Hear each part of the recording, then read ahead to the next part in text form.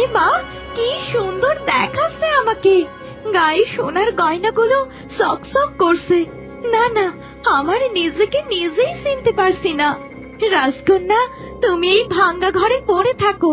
এখন থেকে তোমার রাজত্ব এবং রাজকুমার দুটোই আমার।